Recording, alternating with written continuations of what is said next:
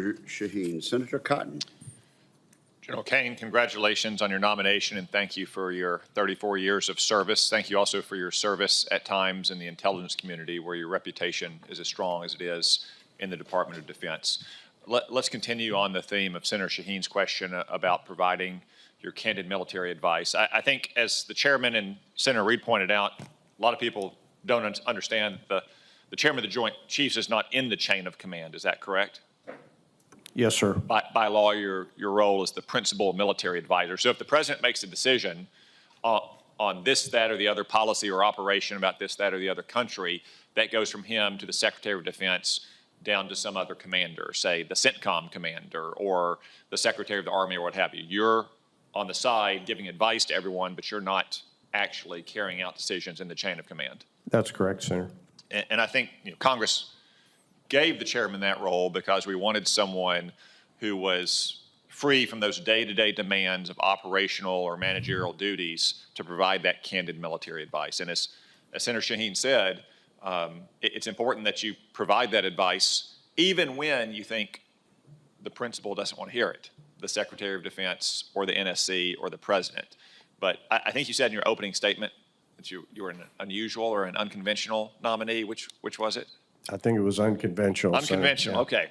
I agree with that. I think most people would as well. You don't strike me as the kind of guy who has been angling for this job for 34 years. Is that a fair statement? That would be a fair statement, Senator. And did you expect to get this job as recently as, I don't know, 3 or 6 months ago? I did not, Senator. So is there any reason to think that you're not going to be providing your candid and best professional military advice, even and maybe especially when you've gotten wind, say, a little birdie has tipped you off that maybe the Secretary or the President doesn't want to hear what you have to say?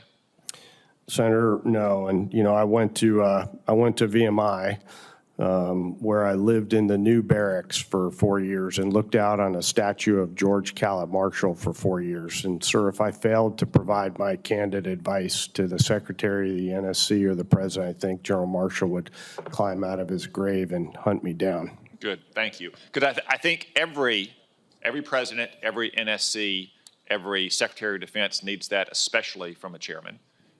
Not to give them their candid advice when it's welcome, but even when they know it's unwelcome. Now, as you said, though, you're an advisor. You're not a decider. You're not a commander.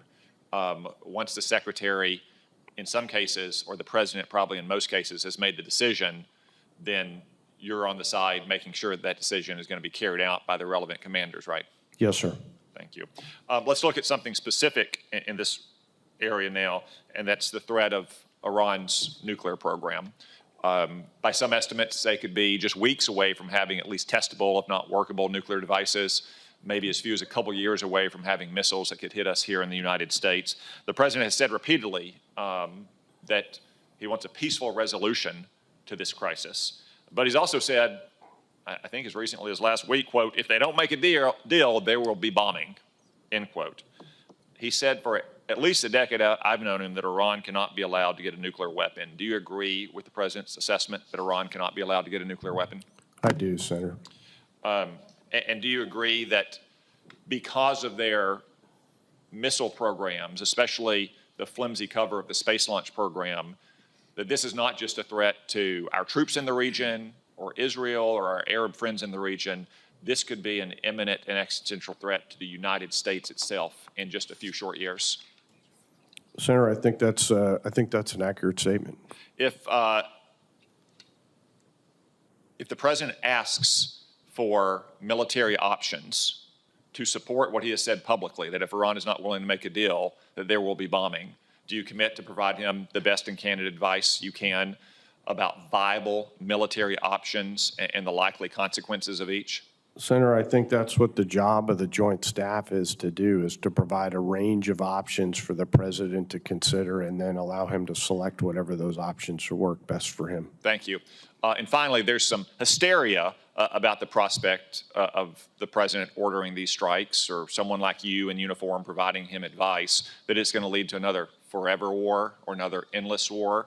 Are you aware of operations, maybe operations against Iran, like the tanker wars in 1988, in which the forceful but discriminate application of military power did not lead to a forever war, or an endless war, but rather led to peace and stability? Yes, sir. Those examples in our history do exist. Maybe the Qasem Soleimani strike in 2020 as well that caused Iran to pull in its horns for the rest of President Trump's first term. Thank you, General Caine.